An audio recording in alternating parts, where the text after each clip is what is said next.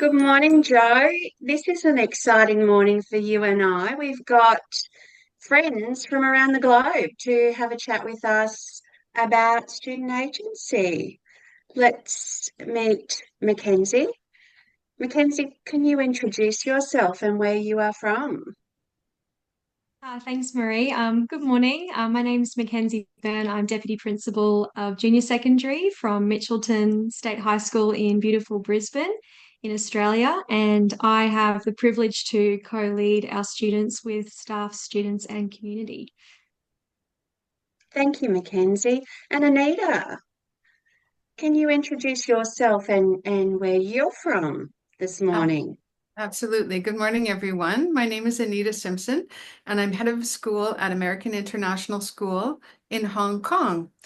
We have about 920 students, about 30 different countries of origin or nationalities, and we're growing next year. And I had the privilege of meeting Mackenzie in last fall, and it's so lovely to see you again. And Joe, as our founder of the Learner First and the person that's led this wonderful narrative about contributive learning for us to join and meet new colleagues in schools around the globe. This morning, what's exciting for you and I is we get to talk about student agency. Joe, what's student agency for you? Well, good morning, everyone, and my haere mai, tēnā koutou, tēnā koutou, tēnā koutou katoa. It's so lovely to see you all this morning, and I really appreciate you getting up early in different places around the world to spend some time with us today. So, no mai haere mai. For me, student agency is about exactly how I introduce myself. I can speak in my own language. I can sit comfortably and confidently in who I am. I can describe my world. I know where I fit. I know where I can contribute, and I've got the ability to do so. So for me, I think student agency often gets watered down to kids being able to say what they want to say, or students being able to say what they want to say in school. For me, it's about, do they know how to take a hold of who they are, be really proud of who they are, to stand tall in their own skin, and then be able to say, this is why I'm doing what I'm doing, and this is why I need to, if I see something that needs to be changed, I've got the courage and the confidence and the know-how to do so. So student agency for me is know who you are, how you fit into the world, and how you can contribute your unique skills to humanity, planet, and prosperity, and then we're away. Wow, it fills Beautiful. my heart, my soul, all of my years in education really tie together through this, very clear intention, and that we can achieve this through contributive learning as we work with schools. Anita, I'm going to come to you first. Can you tell us about your perspective around student agency? I agree with everything that Joanne just said, and I want to build on the notion of confidence and the belief that students need to hold in order to execute that student agency.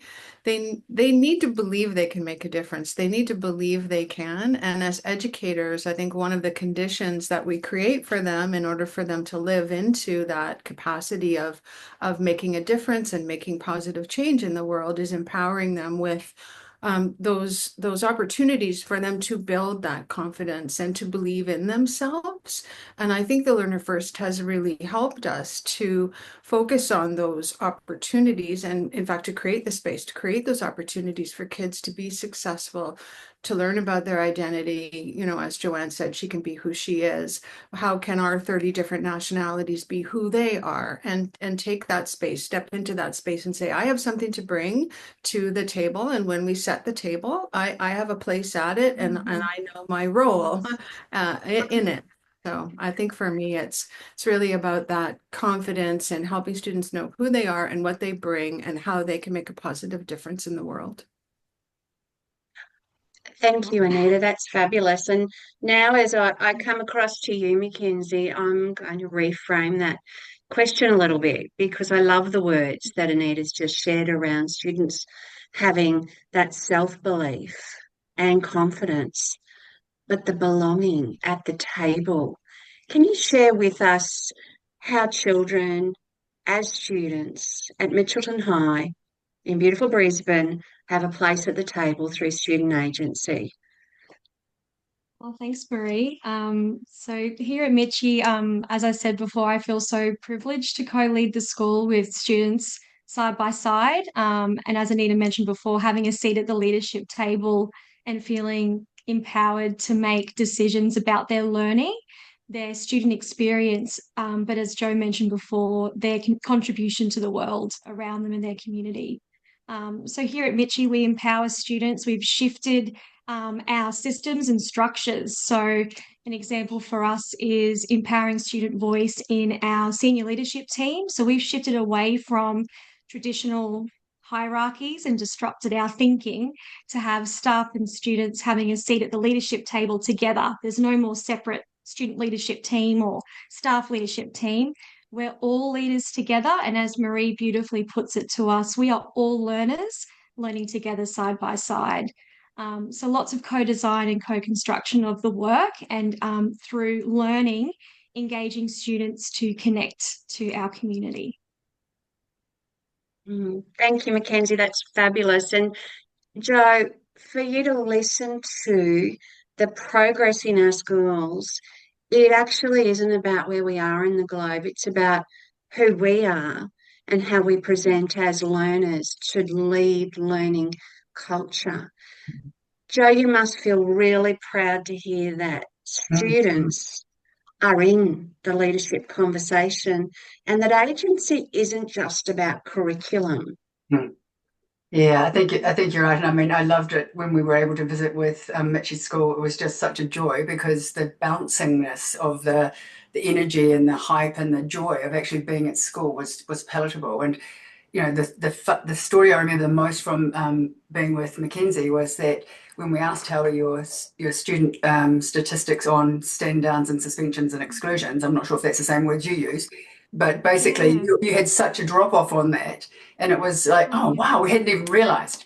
And to me, that's when student agency really takes place because you've got students who are able to self-regulate. They know who they are. They can recognise their emotions. They can take part when they're ready, and they can step out when they're not. And I think these are the sorts of skills that you're teaching them.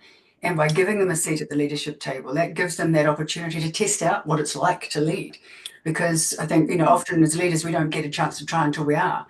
And so I love it that you've got kids leading their learning. And that's part of contributive learning because it's figuring out your own skill set that you can really contribute to the world. Firstly, locally, which what you're doing in your schools, and then it moves out from that local to the national, then to global, and then hopefully to universal, so that we all can contribute. And having a voice and knowing what to do with it is really critical. So thank you, Mackenzie. And Anita's just finished a great big event in Hong Kong with the sort of looking at all of the results of how they've gone for their second year of working with us. And to me, that was fascinating to see the sheer joy and all the lists of things that kids have achieved and students and teachers have achieved together because they can work together. So for me, it's just I feel immense joy and pride in seeing that what we know works in some places is now working globally. Add to that, Joe, just I feel with the students and having young people at the table, it's actually influenced the adults in the room and our leadership because when you place students and give them a seat at the table, they step up in their leadership and their insights are just, it gives us so much depth into where our next steps are in strategic decision making. So it's all well and good for, you know, traditionally in schools as leaders, we go, oh, this is what we think is best or the direction we need to take. But just to have the opportunity to stop and pause and go, let's ask the students, what do you think? Because that's exactly it where like a pendulum swing here at Mitchie, there's just been such a huge shift because the students feel heard and they feel things are being actioned or they're being seen in the community as important. So for us, yeah, that's been a key piece for me in my leadership that I've been influenced by them as well through our connection in leadership. And I think, Mackenzie, as you call that out, what I've noticed is it's very much about the re-permissioning for the adults, all of the adults, to be learners too. And as we do that, we're better able to listen to the children, to listen to the kids about what they want in their school environment, what do they want in their learning, And that's a real driver and a very key strategy around engaging and building agency for our teachers as well in the learning culture. Mm. Anita, can I come over to you and ask you what strategies have you been building in? It's very exciting to hear perhaps a little bit more about that big event just last week. And I know our colleague Beth has been really excited to share the energy for your teachers. Can you tell us some more about that? Absolutely. We had a great event. The stories, the power of story, as you know, is so strong. And I wish I could have heard every teacher's story. I was in a group of 6, so I heard 6 stories. But every story had an element of transformation, I think was the theme that really came to the surface, that it changed them as educators, and it changed how they interacted with their students. It changed the instructional strategies, the lesson design, but more importantly, I think their mindset. You know, I think that's what makes the hair on my arm stand up every time I hear a story. For example, Beth is going to be following up with a group of early childhood teachers who said, we just redesigned our standards last year, and now we want to completely redesign the curriculum because of our experience this year. And they really want to they basically said no more theme-based units. We're going to follow the lead of the students, and we're going to weave the Common Core standards-based curriculum because that's our foundation for learning, and weave it into the strategies that they've learned with the Learner First. So that was a powerful, powerful theme that emerged from that group of early childhood educators. I think that's, you know, using the tools is one strategy. I think another strategy that we found success with this year was finding authentic expertise within the student body that they can that we can leverage and they can leverage and contribute. So for example, I'm blowing our horn a little bit, but we just won an award for student agency, the Public Choice Award in the Greater Bay Area 21st Century Learning Awards. And that was because we said we have students who have these wicked sharp skills in the area of technology. And so how could they contribute, like Mackenzie? How do they come in and help teachers elevate their practice in a non-threatening, collaborative way? So they became Apple teachers because we're an Apple Distinguished School.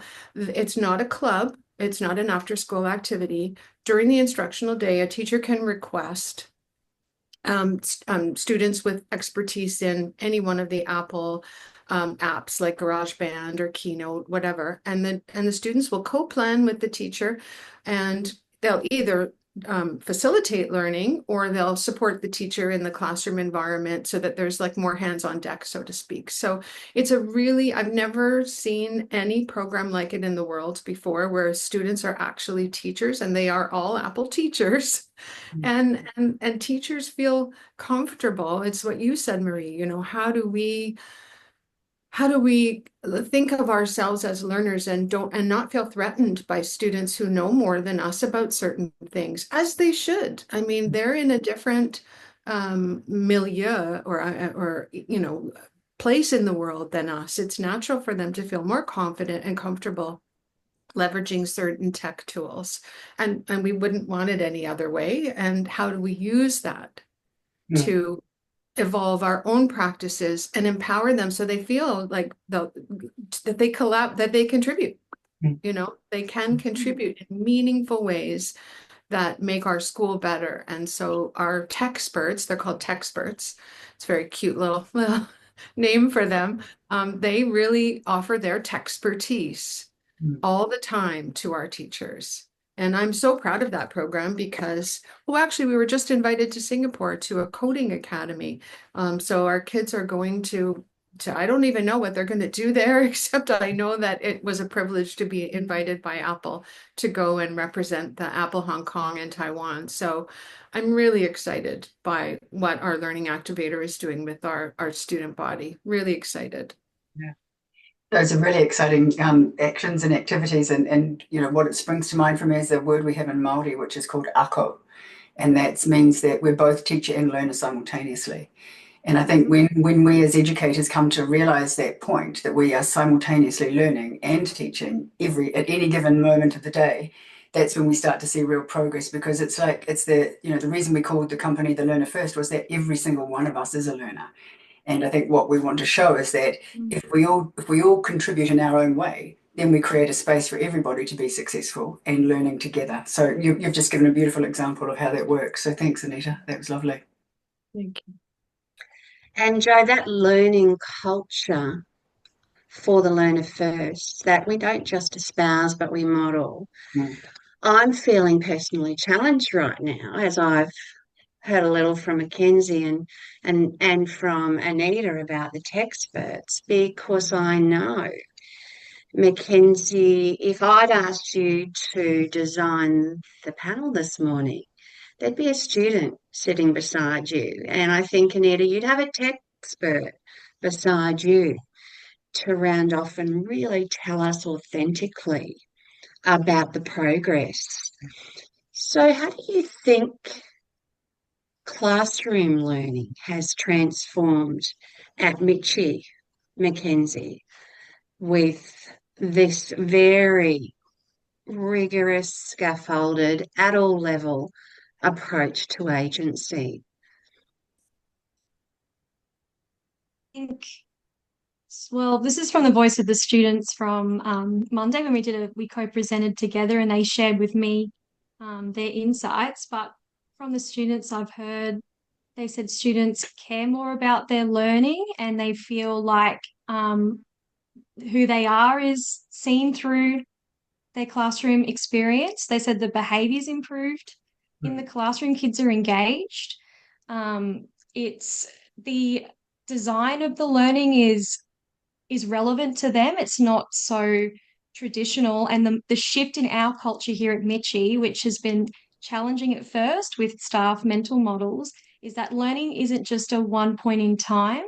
Learning occurs every day in every lesson, and it's collecting evidence. It's not about regurgitating the content back. It's about what skills are we actually capturing to show that students are learning. And that's seen a huge lift in our results. I just had a conversation with our head of English this morning about student results. And they were looking at a student who was sitting at that DC level, who previously was getting N, so non-submissions. And the conversation was, well, where can we find evidence to look at that next lift? There's got to be more evidence. So I think that's been a huge culture shift in the classroom for learning at Mitchie. Shifted my perspective, that's for sure. I think we're visibly seeing a lot of perspective shift from old rules, if you like, to Myths, really yeah. engaged learning.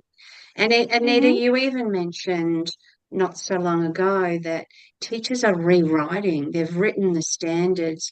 In Australia, for Mackenzie, that looks a little different. They're written nationally, and then teachers engage with those standards to locally build the curriculum. What I've noticed has certainly been that teachers now really understand the curriculum and the standards at a much deeper level. And that's an excitement around learning for teachers. So, do you see evidence of this across the globe, teachers knowing and redesigning? I think when we give teachers the pen to share with the students, that's when we see real change starting to happen. Because I've always said that somebody can't write a curriculum that lives 1,000 miles away from the people who that curriculum is being delivered to. And I say that with the greatest respect, because yes, there are, a lot of us are educational experts and we could write something like that. The bottom line is, unless it is taken by the teacher and brought to life, it's absolutely, there's no value in it whatsoever. So what I love to see is watching the teachers creating the learning experiences based on their students, because they have a deeper understanding of the concepts and what they have to think about for their learning. So gone are the days where you see, everyone using the same Shakespeare novel. What we're looking Mm-hmm. for are a completely different way of teaching the same concepts, but using different materials. So each kid can choose whichever book they want to learn the concepts as long as it's within the range. And I think we're seeing people understanding that evidence gathering does not look the same anymore. It doesn't have to be what we've always used. Evidence gathering for me is every single thing around us all of the time. Is giving us information and teaching us, and it's what we choose to listen to, choose to collect and Mm-hmm. gather that creates some importance. And I've long said that teachers know their kids better than anyone else other than their parents, and they know so much about the children, but we don't collect that knowledge from them often. And so what we do through some of our processes is really helping to shift teachers' understanding of what assessment can look like, not be so frightened of it, and actually find it quite a joyful experience because, yay, we've got more evidence for something. And then the timing of it Yes. too. We've always said, like at the end of the term or at the end of the semester, we have an exam or whatever, but actually that doesn't really show that we know anything. What that shows is we can Mm-hmm. recall, we can write, we can process, we can follow a recipe. What we want to see is that are we solving real world problems by doing the work we're doing? And do we know processes by which to do that? So those are the sorts of changes that I've seen with teachers and the confidence that they have in doing that because they Mm-hmm. recognize what it is they're trying to achieve, not following somebody else's playbook. Yes. Think we are all pretty, when we've been trained as teachers, we've got knowledge of how to do this. That gets taken away from us when we get into a system that doesn't allow that. Mm-hmm. But what we see now is that teachers who are brave enough to say, okay, we can take that, but can we teach it in the way that we know these kids in front of me are going to learn it and we're going to understand whether they've learned it? Let me have a go at that. And then when everybody sees it, that actually is probably a much better way, then we're starting to see massive shift. So it starts slowly Mm-hmm. as people start to believe it and start to understand it can happen. And then when it does, we're away. And Joe, look, that's really key, and there's so many great points I want to pull out of what you've just shared. Definitely, this is about putting the joy back in classrooms, the joy back into the hearts of our teachers who've been really pulled into this small box of practice through standardized curriculums and ways of measuring what maybe isn't important for kids. We've had our eye on the wrong part, and as you call out that part about process. But the other magic word that you mentioned was, of course, our parents who know their children well. What I'd love to ask Anita now is what are you noticing in a shift of practice? Is that hooking parents in more at your school? Is the parent engagement different, more positive? What are you observing as this culture for learning shifts? It's a complicated answer in that we're still coming out of the pandemic. And so the measurement of engagement is continuing to evolve. I would say overall, I can identify some practices that have brought more parents into the community. So rather than parent-teacher conferences, student-led conferences, where Mm-hmm. we now have students identifying what's their best learning from that trimester because we're a trimestered school, and so there's a protocol that they use, and their parents come into the meeting. The teacher is there, but the teacher doesn't facilitate the conference. The students facilitate the conference with their parents. We don't have 100% rate of parents coming to the conferences, so we'd like to see that grow. It's still very healthy, and as you would naturally imagine, it's always greater in the earlier years than in the high school years or secondary years. But I would say those kinds of shifts are really well received by parents, and the comments we hear from them include things like, wow, I had no idea, right? I'm so impressed with how, Mackenzie can share her learning with mom and I or dad and I. And the other interesting phenomenon is the family is starting to come. So rather than the student with mom and dad. It's the student with the older sibling or the younger sibling that's coming to the student-led conferences. So it's kind of like a family affair, which is really interesting. And I was in a couple this year where I watched the sibling contribute as well, whose conference it wasn't. So they'd say, yeah, but you're really good at this too.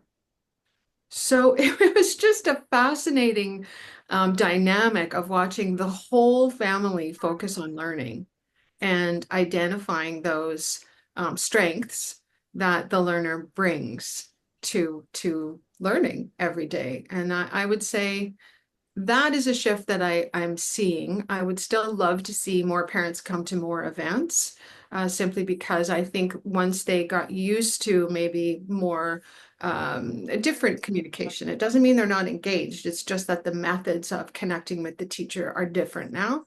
And we want to bring them back on campus even more because we believe strongly that that face-to-face contact can't be replaced virtually. So there are chemicals released when we stand next to each other. There are relationships that deepen when it's a human to human contact. And we want that because that's how you build, deep trust. That's how you build community. And we'll keep working on it. I know every school around the world is, it's a perennial problem. So we're not alone. I know that.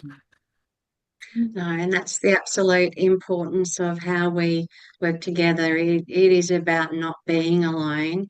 And while we're a big, you know, geographic space across the globe, we're all working on the same intentional practice to build learner agency. Mackenzie, how would you see the shift of engaging parents at Mitchelton as you've elevated learner agency? And we're so grateful too to being able to partner and collaborate with the Learner First in this space. It's our language that we use with parents that's shifted in the language that they use with us. So I know when I was first appointed deputy principal 4 years ago, lots of negative language being used, suspension, re-entry meeting, punishment, consequence. It's shifted with our parents that our conversations about rather than, oh, your student, well, this happened in class and they've got a detention. It's let's talk about the learning and how we can catch up on the missed learning. And using the resources and rubrics in conversations with parents. And it's really beautiful to see where a parent places a student on the rubric versus what the students think of themselves. Because we all usually think, we always mark ourselves lower usually and can be quite hard on ourselves. So it's a really nice interaction to see when we're talking about learning. It's not just about the academic results, it's the whole child. I had an interaction with a parent at the start of this year. I picked her son Cooper as my lead learner last year, and she emailed me just saying, "Oh, hi, Mackenzie, I'm just touching base. I'm hoping that Cooper will continue to be your lead learner this year." I said, "Yes, and it will be ongoing." And it's shifted the conversation with her and Cooper from his academic results.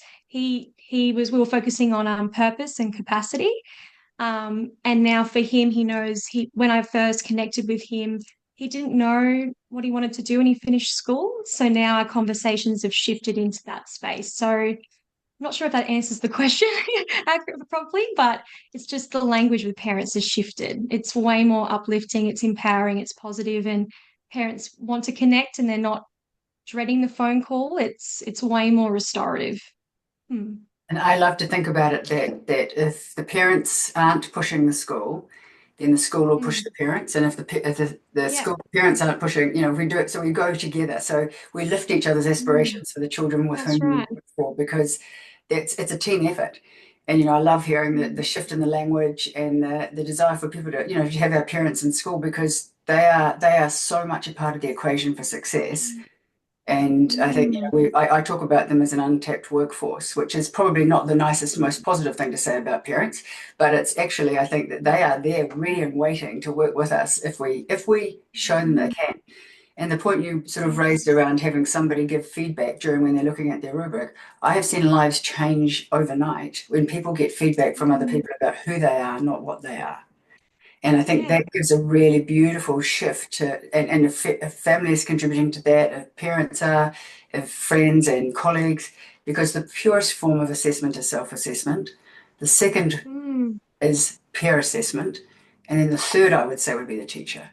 But I think before, we've got to go through, it's about who we are first, and then what the response we're getting from our peers around us. They give us a lot of information, so we have to teach our kids to understand what they're saying to us. But it's really exciting to see those shifts. And for me, if we don't have parents involved, then that's half the puzzle's missing. Thank you, Joe. It's just so critical, and we've used the word this morning that the work to provide progress for young people in their learning. It's not lonely. It actually is about the ways in which we connect with each other, with families, with the other adults, and across our schools and across our context to stretch our own learning and thinking. And I know this morning I'm certainly feeling excited about some of the key takeaways that just in our small group and small window of time together, we've stretched for each other in what's possible around not just student agency, but learner agency. Well, huge thank you to all of you. It's none of this work happens without any of you. So for me, it's about we all contribute what we can. So I contribute the systemic view and work with multiple places around the world. Each school creates their own way of interpreting the tools and the systems, but really all of us are always continuously looking at three kind of things. One, what are the conditions by which we have for our students and teachers to learn and live in? And does that reflect who they are? The next one we want to look at is do we have the outcomes that we're wanting for our kids? Are we getting the results that we want? And if we're not, why not? And if we are, why? So we're looking at that. And then the third area I look at is what are the tools that we need to enable us to understand what we need to do? And if we don't have them, let's make them. And so for me, it's if I focus in those three areas, I listen really carefully. Is everybody thinking about the conditions, tools, and outcomes that we want for our kids? And when we have a process or a systematic way to go through things, then we tend not, it doesn't blow our minds when we have changes to systems that are outside of ourselves, because we can continue to focus on what we know matters. And we know what matters most is the children who are right in front of us right here and now, and providing for them the opportunity to learn who they are so they can grow up into the world that will make it a better place for us all. And so for me, it's exciting to hear the stories from Hong Kong, from Australia, from our schools in New Zealand, from our schools in the United States, from the UAE, to have places that are trying this work and really shifting, not just for the kids, but for the teachers and the communities as well. So tēnā koutou, tēnā koutou, tēnā koutou katoa, no mai haere mai. It's been a real pleasure to talk with you all today, and I know that we take with us a little gem from each other's heart as we move into the day, and I acknowledge you all for the amazing work you've done. So no mai haere mai.